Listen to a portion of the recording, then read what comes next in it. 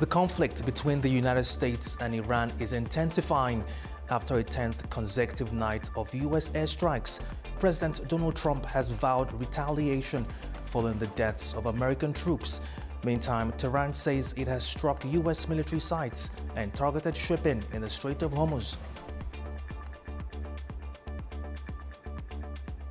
Is the region edging closer to an uncontrollable war?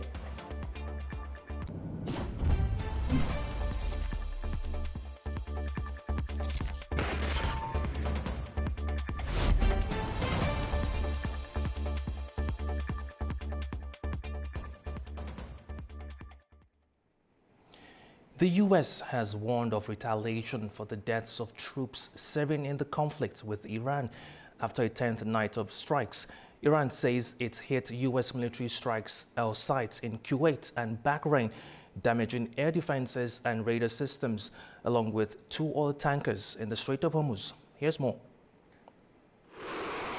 The United States has carried out a 10th consecutive night of airstrikes on Iran, with the latest 5-hour operation ending late on Monday. U.S. Central Command said in a post on X that the latest strikes had hit Iranian military command centers, maritime capabilities, missile and drone launch sites, and air defense systems. Washington says the campaign is aimed at reducing Iran's ability to threaten commercial shipping in the Strait of Hormuz. The latest attacks come after President Donald Trump vowed to retaliate following the deaths of 3 U.S. soldiers, 2 in Jordan and 1 in Iraq.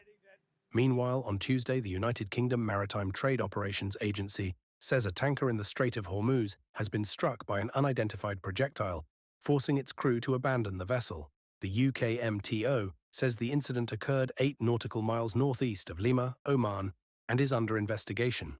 Separately, Iran's Revolutionary Guards say that 2 oil tankers had caught fire after explosions while attempting to transit the southern route of the strait.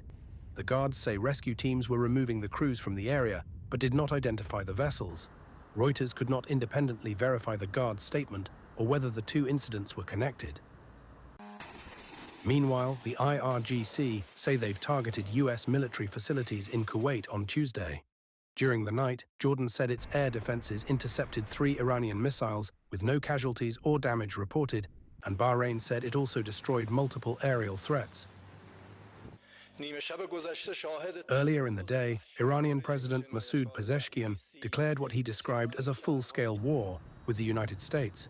However, Iran's foreign ministry also said it had received mediation proposals and the diplomatic channels remain open.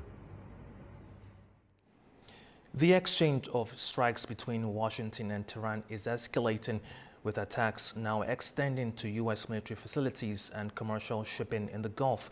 Joining us now to assess where this conflict is headed is Henry Rogers, geopolitical analyst, joining us from Washington, USA. Good to have you, sir. Thank you for having me. Now, President Trump has vowed retaliation after the deaths of 3 U.S. troops. Does this mark the beginning of a more aggressive phase in Washington's campaign against Iran? Well, I believe right now we are already in that more aggressive phase. Seeing 10 days of strikes, of U.S. strikes, kinetic action, high-profile kinetic action that we haven't seen for this prolonged period before, as well as these strikes striking military sites inland throughout Iran, and then also some of these strikes striking what reports against infrastructure such as a bridge and some desalination plants. These are major escalations of a more aggressive U.S. kinetic strategy in Iran at the moment. Mm-hmm. Now, Iran says it has struck U.S. military facilities in Kuwait and Bahrain while targeting shipping in the Strait of Hormuz. Is Tehran now deliberately widening the conflict? Well, I think right now Tehran is deliberately escalating the conflict to push back against the U.S., to continue to attempt to get leverage at the negotiating table as this conflict continues. However, I don't believe these strikes against Bahrain and Kuwait are necessarily widening the conflict, as these have been strikes prior. However, what I would say is widening the conflict is the inclusion of the Houthis, their blockade of Saudi shipping in the Red Sea throughout the Bab el-Mandeb Strait, that being an actor, an Iranian proxy, which hasn't been prior involved in this conflict to this level, aside from prior rhetoric supporting the Iranian regime. This is very much a widening of the conflict and very much a part of this overall Iranian escalation, pushing back against 10 days of U.S. strikes in the wake of the collapse of the ceasefire and the prior diplomatic negotiations. Now, commercial shipping is increasingly under attack. How serious is the threat to global energy supplies if the Strait of Hormuz becomes even more dangerous? Well, the strait can, of course, become more dangerous for shipping, but right now I believe it's hit its ceiling as we've seen a complete cessation of commercial shipping through the strait. That very much is damaging to the global economy, damaging to the global energy marketplace. But this inclusion of the Houthis, this threat to Red Sea shipping, is the escalation we should be really looking at right now. This is going to do further damage on top of what's already been dealt to the global economy. The Saudi ability to export oil through the Red Sea through their east-west pipeline has been a vital lifeline for them, but also for global energy markets. And this pressure against that is going to be quite damaging and apply pressure to the U.S., its allies, and the global economy as a whole. Now, the U.S. says its strikes are aimed at protecting freedom of navigation. Can Washington achieve that objective without triggering a broader regional war? Well, to be clear, Washington cannot achieve its aim of freedom of navigation through purely kinetic action. It does not have the ability to completely eradicate or destroy any Iranian capability of menacing the Strait due to this era of which we live in which the Iranians can manufacture small drones or other munitions to menace ships going through the Strait of Hormuz. What the American imperative is right now is to apply as much economic pressure against the Iranians as possible through kinetic strikes against the Iranian military and other targets in the country, forcing them to come to the table. We've partially seen some success in this in the inclusion of the Houthis, which is a final card, a final play by the Iranians, a very serious escalation, but one of their command and control capabilities that they've been keeping in their back pocket, but also the continued and escalated Iranian pressure in negotiations towards sanction relief, towards economic relief, and that's showing that the economic pressure has been somewhat successful against the Iranian regime. I believe it is possible through these systems for the Trump administration to achieve its aims. However, through purely kinetic action, purely security action, it will not be able to prevent any menacing of the Strait of Hormuz or freedom of navigation. Now, despite declaring what it calls a full-scale war, Tehran says diplomatic channels remain open. Is there still a realistic path to de-escalation? There very much is. So both sides understand that diplomatic de-escalation is the path forward for both of them, something that they both need, as the political establishments on both sides of this conflict have been suffering from damage to their base, but also the economic establishment and their country's economies have been suffering. They both understand that diplomatic de-escalation is the eventual path forward, and they're both angling for as much leverage at that table right now through escalating pressure towards each other. So yes, that diplomatic de-escalation may be a little farther off than the global economy may wish for, but it is the path forward, and both sides will eventually be forced to that point. Now, from a regional perspective, Gulf states are now finding themselves directly exposed to this conflict. How concerned should they be about becoming active participants rather than bystanders? Well, I would argue that, look, the Gulf states aren't a monolith. It depends on which state we're talking about. Certain states have already very much become active participants, with Saudi Arabia and the UAE prior carrying out strikes in Iran, versus, say, Bahrain and Qatar, which have been a little more reserved. But I would say they're very much involved in the conflict. Strikes against U.S. bases in their airspace are still damaging to their legitimacy as tourism destinations, legitimacy as economic safe havens, and are very much wearing down on their economies. Their role as just being a bystander, I don't believe, is still possible. And while they might not be full participants, fully engaging their militaries, the Iranian strikes against them has brought them to the table as participants in some regard, and they will stay there until the conflict has ceased. And they understand that, and that's why they have been pushing systematically throughout the conflict for a more diplomatic de-escalation. Now, in your opinion, what would be the clearest sign that this conflict is either moving toward a diplomatic breakthrough or spiraling into a much wider war? Well, spiraling into a much wider war, I would say, would be the inclusion of other U.S. allies or a buildup of U.S. ground forces in regions and zones around Iran. I must say it's highly unlikely that the U.S. would conduct a ground operation, as it would be detrimental and its long-term longevity is not feasible. However, that's a possible escalation or a possible threat of escalation. When it comes to diplomatic de-escalation, I do think that we are close to that possibility, as both sides are exhausting escalation capabilities right now and pushing for that final bit of leverage to get to the table and have that de-escalation. Yes, we're going to continue to see strikes for the next few days, but we are seeing signs of both sides using those final chits, using those final escalation capabilities to eventually come to the table on a de-escalation. That was Henry Rogers, a geopolitical analyst, joining us from Washington, USA. Thank you. All right, after the break, President Ilham Aliyev is in Berlin for high-level talks with German Chancellor Friedrich Merz as Azerbaijan and Germany seek to deepen cooperation on energy, regional peace, and international security. What could this visit mean for bilateral ties and the South Caucasus? Stay with us.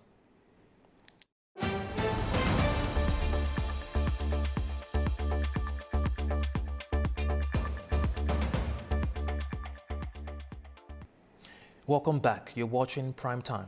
Now, Azerbaijan and Germany are expanding their strategic partnership with energy security, investment, and trade at the heart of new agreements signed in Berlin. Both sides say the relationship now holds far greater potential. President of Azerbaijan, Ilham Aliyev, and German Chancellor Friedrich Merz are cementing a new strategic partnership in Berlin today, launching a bilateral economic council to expand an already growing $1.5 billion trade turnover. Ich bin sehr froh, dass sich die Beziehungen unserer Länder I am very glad that the relations between our countries are developing dynamically. Today, with the signing of a joint declaration, we are laying a foundation stone for the expansion of our relations. At the same time today, the establishment of a German-Azerbaijani Economic Council is being agreed upon. This is an important signal to companies in both countries. Energy security is driving much of that momentum. Backed by a new 10-year supply contract with German firms, Baku continues to expand its footprint as a key energy provider for the continent. Last year, our trade turnover with Germany stood at approximately $1.5 billion.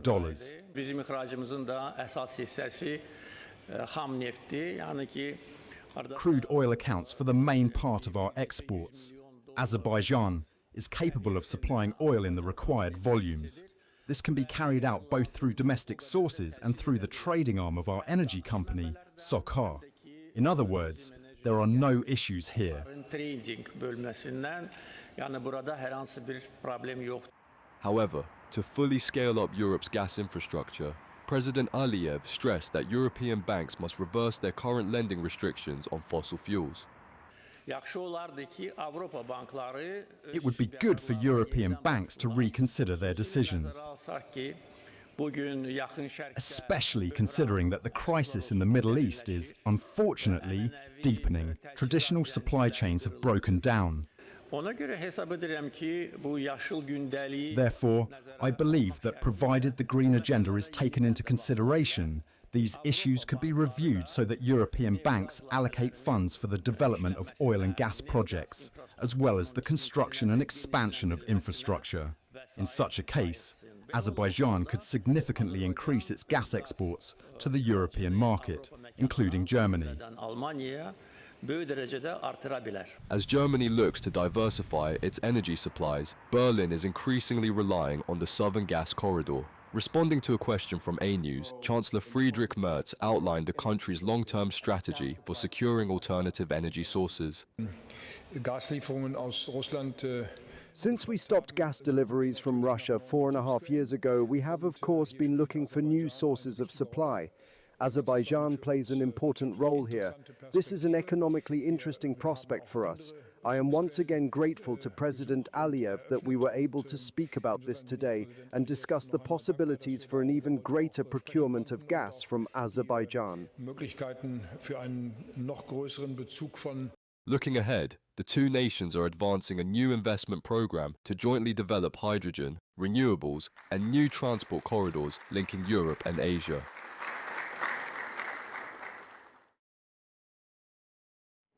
Now, speaking at a joint news conference with German Chancellor Friedrich Merz, Azerbaijani President Ilham Aliyev responded to reports of an alleged secret talks between German and Russian representatives in Baku. Aliyev said Azerbaijan had not been informed about the meeting beforehand and only learned of it through media reports. Earlier, The Times and several other media outlets reported that German and Russian officials had held a confidential meeting in the Azerbaijani capital to discuss prospects for ending the war in Ukraine. It was confirmed that the individuals named in the Times article were in Azerbaijan at the same time. On July 12th, two well-known figures, Mr. Pafala, who served as the head of Chancellor Angela Merkel's office, and Mr. Platzek, arrived in Baku on the Berlin-Baku flight and departed on July 14th. At the same time, on July 12th, former Russian Prime Minister Mr. Zubkov and Mr. Fadeyev, head of the Presidential Council for Civil Society and Human Rights under the President of Russia, arrived in Baku from Moscow. One left on July 13th, while the other departed on July 14th. Neither the German nor the Russian side informed us about these visits. In other words, our territory was simply used without our knowledge. As for whether such a meeting actually took place, I cannot say anything definitively because we did not witness it ourselves. However, the flight records I have mentioned provide grounds to believe that such a secret meeting was held in Baku. If this meeting contributes to bringing an end to the Russia-Ukraine war, then of course, we welcome it. All right, joining us in the studio is Emin Milli, Chairman of Restart Initiative. Thank you for joining us, sir. Thank you for inviting me. Thank you. Now, President Aliyev's meeting with Chancellor Merz comes at a time of growing geopolitical uncertainty. What are the key objectives both sides hope to achieve from these talks? Well, we had actually today the joint declaration of strategic agenda for bilateral partnership between Germany and Azerbaijan signed today. We had business organization founded today, so there will be official organization which will be in charge of conducting business between Germany and Azerbaijan, and I think that these are very important practical steps that will lead to more practical steps. Of course, the position of Azerbaijan, its significance has changed in last several years for Europe, for Germany. And Germany needs to develop new Eastern diplomacy, more proactive. Until now, I think Germany was always following the European Union line, but it should actually, lead European policy and German foreign policy here in the region, because the stakes are very high. We have the situation in the north, Ukraine-Russia war. We have a situation in the south, which is also very dramatic. And in these difficult times, Germany needs new, reliable transport routes. And connectivity for Germany and for European Union became now something what coal was for European Union when it was founded. So, and Azerbaijan plays a key role here because, as also Chancellor Merz said today, Azerbaijan became the connectivity hub. The roads through from Europe to China, Central Asia, that cannot pass by Azerbaijan. So there are mutual interests. There is new situation which upgrades Azerbaijan's status for European Union and for Germany. And also as a German citizen, I have a dual citizenship, I would like to see more active German foreign policy, Eastern policy which is moving, and with more power, the European policy and German policy in the region. Now, energy remains central to Azerbaijan-German relations. Could this visit pave the way for deeper cooperation beyond natural gas, particularly in renewables and the Middle Corridor? Absolutely. First of all, I would like to say that if we talk about Germany, so Germany in 2013, there was a contract signed with Uniper and SOCAR, and Azerbaijan since then is committed to deliver till 2045 about 1.5 billion cubic meters to Germany. In last year, this contract was joined by another 1.5 billion, which will be delivered to Germany. So now we have a situation where Azerbaijan is delivering about 25 billion cubic meters of gas in general, and to 16 countries, and 12 of them are European Union. So what is changing now, as I told you, the connectivity, the importance of connectivity, the geopolitical turbulence. We are living now in a totally different time, and this opens new opportunities for Germany and for European Union to look differently at Azerbaijan. For example, green energy. Azerbaijan has ambition for expanding its capacity, solar and wind capacity, and Germany and European Union are interested to receive it via Black Sea submarine cable, including that project. This is one big area which will expand. And as you saw at the conference, also President Aliyev said that unfortunately this entire developing all these infrastructures demands a lot of investments, and European banks have been threatened by green agenda in Europe and did not invest or stopped investing or even discussing the idea of investing in this infrastructure. But this is necessary, it needs to be reconsidered. And beyond that, I think connectivity, and this is where Germany comes in. Germany has expertise in logistics, in engineering, in all these areas which are vital for developing connectivity in the region.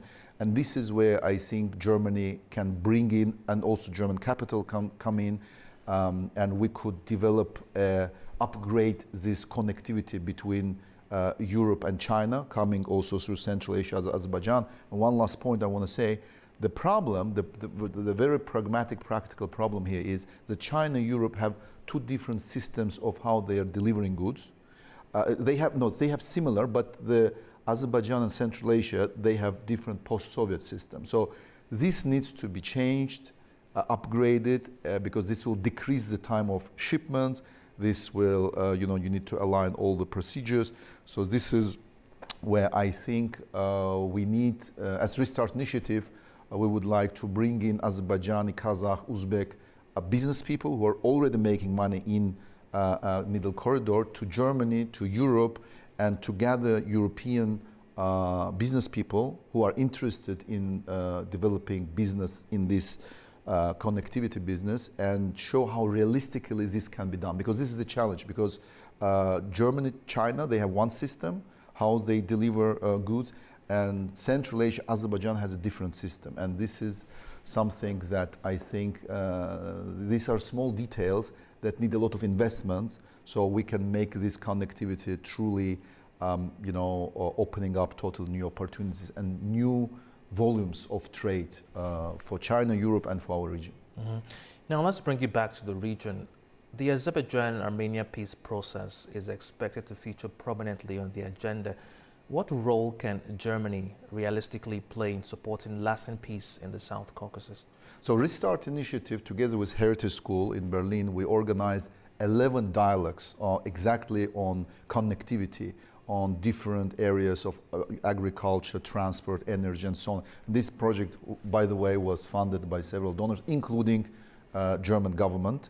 And I think that what we are going to do now, for example, it also will be supported by German government, another fact-finding mission to the region to identify what other dialogue can we organize. And Germany, I think, really can support this process politically, economically. Germany cannot play and doesn't need to play mediator role.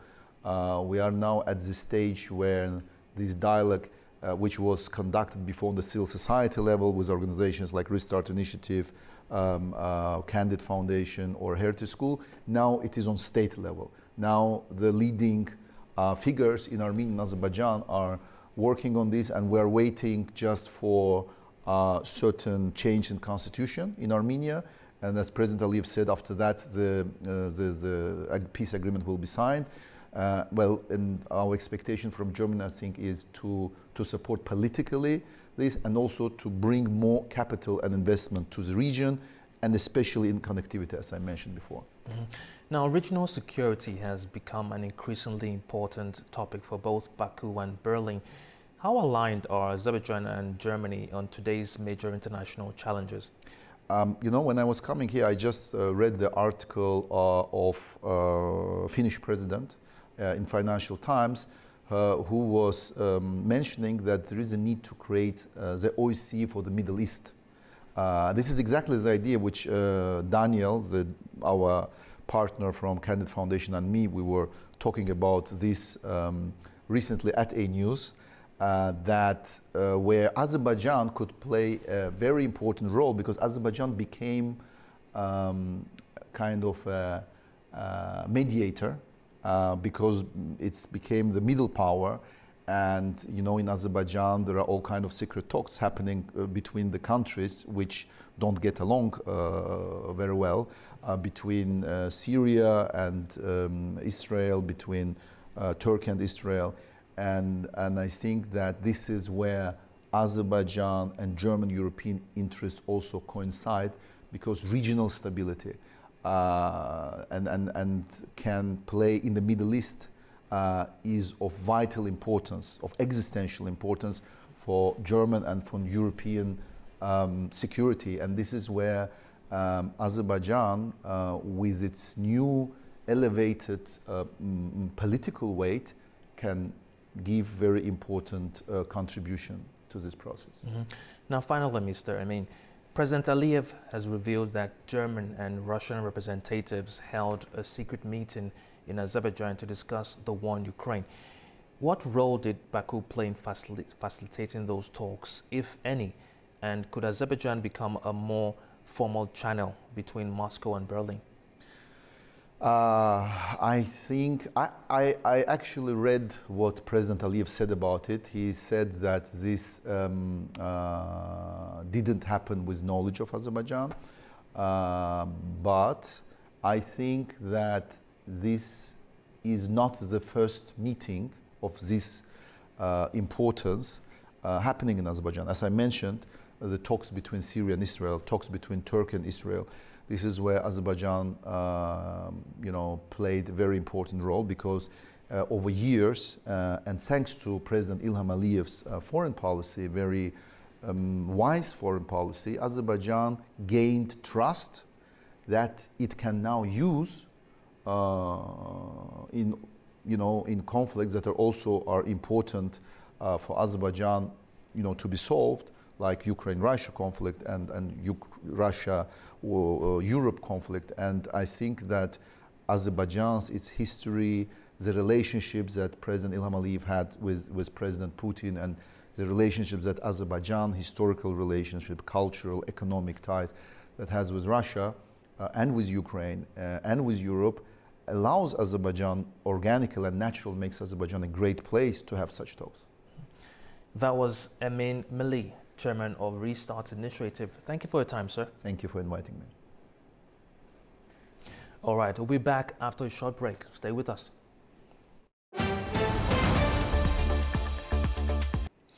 Welcome back. You're watching Primetime.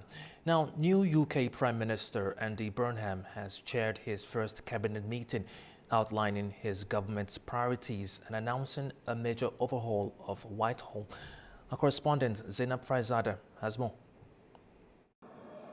Prime Minister Andy Burnham has chaired his first cabinet meeting, setting out what he described as a clear mission for his new government, tackling the cost of living.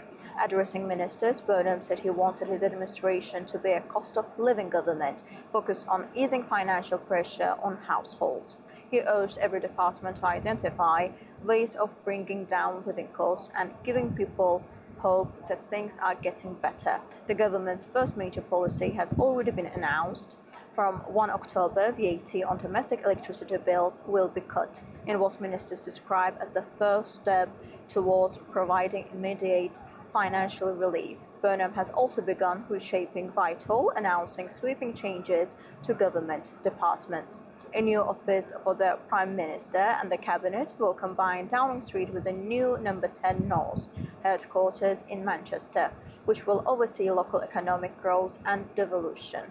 Burnham has also appointed a record number of women to his cabinet. For the first time in UK history, women outnumber men, with 12 women and 11 men serving as full cabinet members. The new government has also turned its attention to defense. Canada will become the first observer nation to join the Global Air Combat Program, strengthening cooperation between the UK, Italy and Japan on the development of a next-generation fighter jet. The announcement came as Defense Secretary Wes Streeting hosted ministers from the three partner countries in London to discuss the future of the program. The changes mark the start of Burnham's first steps in reshaping government, with living costs, economic growth and national security among his early priorities. Zena Farizadeh, A News, Manchester, United Kingdom. Now, Southeast Asian foreign ministers are meeting at a time of growing pressure on the region, from energy security and maritime disputes to questions over Myanmar's political crisis. With senior officials from the United States, China and Russia also attending, the talks are expected to test Asians' ability to navigate competing global interests while keeping regional priorities at the center. Laura Westbrook has more. The Association of Southeast Asian Nations foreign ministers issued a statement expressing deep concerns over renewed fighting between the US and Iran, and they also renewed calls for the full reopening of the Strait of Hormuz. Many countries in Southeast Asia have been heavily impacted by the conflict, as they are big importers of oil and gas from the Middle East. The foreign ministers from ASEAN are also joined by US Secretary of State Marco Rubio, and experts say they'll be watching for what reassurances, if any, the US diplomat will make the bloc. China's top diplomat Wang Yi and Russian Foreign Minister Sergei Lavrov will also be in attendance. The Philippines declared a national energy emergency in March. It has turned to Russia for oil to help shore up its supplies. The bloc is expected to discuss whether to readmit Myanmar's military rulers to its high-level meetings for the first time since they overthrew the democratically elected government and seized power in 2021. But ASEAN remains divided on how to deal with Myanmar. Thailand is pushing for Myanmar's reintegration. Other member states, though, aren't happy with the lack of progress on the bloc's long-stalled five-point peace plan. Malaysian Foreign Minister Mohammed Hassan said in May that he opposed high-level talks while oppression is still taking place. US Secretary of State Marco Rubio has said he was open to the possibility of sideline meetings with both Lavrov and Wang Yi. But tensions remain over the South China Sea. Before the meeting, Philippine and Chinese sailors clashed at the second Thomas Shoal. China claims almost all the South China Sea, but there are competing claims from other countries, including the Philippines. The United States condemned what it calls dangerous Chinese actions in the contested waterway. Meanwhile, China's foreign ministry says it had summoned the Philippine ambassador to lodge what it calls solemn representations over the clash. Laura Westbrook for A News in Hong Kong. Now, Georgia is turning culinary pride into national policy with a new agency dedicated to protecting and promoting its food. Nini Nicolashvili reports on Batumi. Move over, diplomats. Georgia just gave its food a set at the government's table. The new National Agency of Gastronomy has one real job: Make sure the world never forgets who invented khinkali folding as an art form, and protect, promote and export everything else that makes Georgian cuisine impossible to forget. Deputy Minister Lasha Avaliani is leading things for now. No small task, considering that the mandate covers geographical indications, rural development, and convincing the world that cheese bread is a legitimate meal at any hour. It's not exactly a surprise move, though. Georgians have never needed convincing about their food. Ask anyone here and they will tell you the buying came first, the hospitality came second, and everything else is just details. Even Anthony Bourdain left Georgia, practically warning the rest of the world, don't you dare criticize the food here. So now that pride gets a policy. Wine, bread, cheese, and centuries-old traditions protected by law, backed by strategy, and pushed onto the global stage. Because in Georgia, gastronomy was never just dinner. Its identity, its economy, and apparently now its government business too. Nini Nikolaishvili for A News, reporting from Batumi, the hometown of Acharyan Khachapuri. Now, fuel shortages and rising prices are putting fresh pressure on drivers across Kyrgyzstan as disruptions to Russian supplies force Bishkek to look for alternatives. Farza Kalamuziner has more. A sharp rise in fuel prices and growing shortages at filling stations are putting new pressure on drivers across Kyrgyzstan. The price of premium EI95 gasoline has climbed to around $1.25 per liter, up from about $1 per liter just days earlier. Premium EI100 has also surged to nearly $1.70 per liter, while drivers in Bishkek and other regions report that EI95 has temporarily disappeared from some gas stations. The price surge is being driven by several factors. Kyrgyzstan relies on Russia for more than 90% of its gasoline imports. But repeated Ukrainian drone attacks on Russian oil infrastructure, combined with the rising wholesale fuel prices, have disrupted supplies and pushed fuel costs higher. Industry representatives also say the government's decision to ease price regulation has allowed retailers to pass those costs on to consumers. And according to the Kyrgyz Association of Oil Traders, Russian refineries are currently offering mostly diesel fuel, forcing importers to seek alternative supplies from Azerbaijan, China, Belarus, and Turkmenistan. Wholesale gasoline prices have more than doubled in recent months, rising from around $700 to $1,800 per ton. To ease the shortage, Kazakhstan has agreed to supply Kyrgyzstan with 15,000 to 20,000 tons of fuel oil every month. The fuel can be refined into gasoline and diesel or just used at thermal power plants during the upcoming heating season. Bishkek has also requested direct supplies of gasoline and diesel, but that request is still under consideration.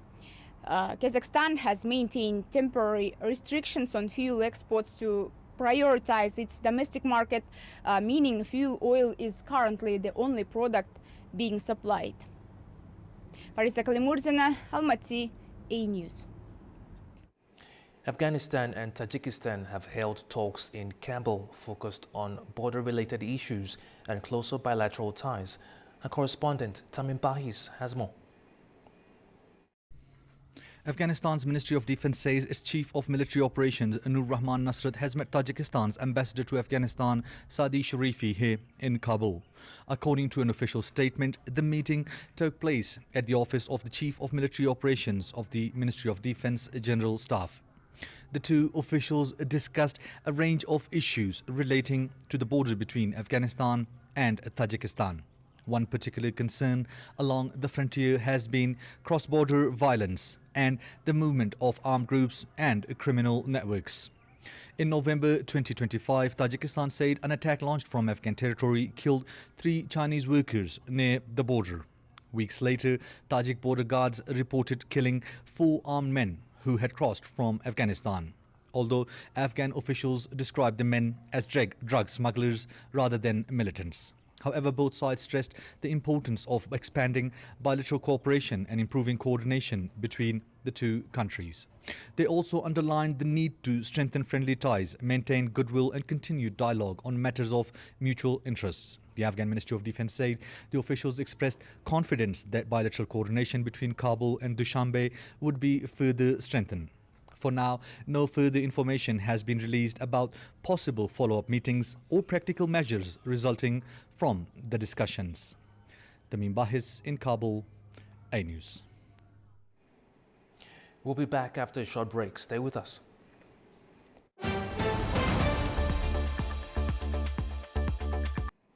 Welcome back. You're watching Primetime. Now, in a rare meeting, Lebanese President Joseph Aoun met U.S. President Donald Trump at the White House on Tuesday, marking the first visit by a Lebanese leader to Washington in more than 17 years. The talks came as Lebanon and Israel continue rare U.S.-mediated negotiations following last month's framework agreement aimed at ending cross-border fighting with Hezbollah. Aoun also sought Washington's support over Israel's withdrawal from southern Lebanon. Trump also warned that the United States would respond if Yemen's Iran-aligned Houthi movement carries out its threat to block commercial shipping in the Red Sea. So far, it hasn't happened, might happen, but we take care of things. If something like that happens, we take care of it. You know, we've done that with the Houthis before, and we haven't heard from them in a while. Since we did what we did originally. That was about 45 days of very powerful action we took against the Houthis. And we've had no problem with the Houthis. They've had no problem with us for a long period of time, including during this conflict. I think that if there is something like that, we'll just have to take care of business. We turn our attention now to Ukraine and Russia, where both sides are trading accusations after another wave of deadly drone attacks. In Ukraine's northeastern city of Sumy, a fire engulfed an epicenter hardware store, with Ukrainian officials blaming a Russian drone attack. Ukraine's state emergency service said a separate Russian airstrike in the eastern city hit a 9-story apartment building, injuring 6 people. Search and rescue teams were seen evacuating residents from the damaged building. Regional authorities said emergency operations were complicated by repeated strikes and the continued presence of Russian drones over the area, creating an ongoing threat for rescue crews. The latest attacks come after Ukrainian President Volodymyr Zelensky said Kiev had struck Russian logistical facilities and an oil depot in the Moscow region. Meanwhile, Russia accused Ukraine of carrying out a drone attack on a bus in the Belgorod region, saying 5 civilians, including a minor, were killed and 23 others were injured. Regional officials said 3 of the wounded remain in critical condition. Ukraine did not immediately comment on the claim. Separately, fires broke out overnight at industrial facilities in the western Russian city of Lipetsk, amid unconfirmed reports of another attack. Now, the death toll from flash floods in northeastern Afghanistan has risen to 32, with dozens still missing. Homes, shops and hotels have been destroyed. Buildings have been swept away and hotels were destroyed after flash floods struck northeastern Afghanistan. At least 20 people have been killed in Nuristan province. That's according to the Taliban-run government, which warns the death toll could rise. Around 100 people still remain missing by Monday night. Most of the damage was reported in Parun, where rescue teams used excavators to clear the rubble and debris. Yesterday afternoon, a severe flash flood struck Parun city. As a result, around 9 to 10 hotels were destroyed, causing extensive damage, as you can see. In addition, more than 100 of our fellow citizens lost their lives. Residents described the flood as sudden and terrifying, saying the ground began shaking before water rushed through the area. It was around 2:30 to 3 p.m. when the flash flood suddenly struck. We were sitting in our shop when the ground started shaking. At first, we thought it was an earthquake. Then we realized it wasn't an earthquake. It was the flood. People scattered in every direction and everyone was trying to save their own lives. Afghanistan is most vulnerable to climate change, with some areas facing deeper drought and others exposed to heavier rainfall. Officials and experts also say deforestation in Nuristan has worsened flash flooding by reducing the soil's ability to absorb rainwater. All right, before we go, Spain's World Cup winners have received a hero's welcome in Madrid, with nearly 2 million fans joining the celebrations. Let's have a look. It was a hero's welcome for Spain's World Cup winning football team on Monday, as celebrations swept the capital, Madrid. The squad was first welcomed at Zarzuela Palace, where King Felipe, Queen Letizia, and Princesses Leonor and Sofia congratulated the players and coaching staff on their historic triumph.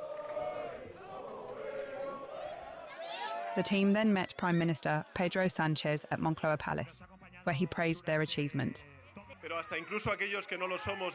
But even those of us who are not football experts have greatly enjoyed watching you play. I thank you for your effort, because it is true that even when you are good, reaching nothing less than a World Cup final is no easy task. From there, the celebrations moved onto the streets, with the players boarding an open-top bus for a victory parade through Madrid. Government estimates said close to 2 million people lined the route, many wearing Spain's jerseys and waving red and gold flags to celebrate Sunday's 1-0 victory over Argentina in the World Cup final in New Jersey. You can see it. All of Spain is in Madrid. I got here by train this morning from Barcelona, and trains from all over are arriving. I think this will be the beginning of something amazing.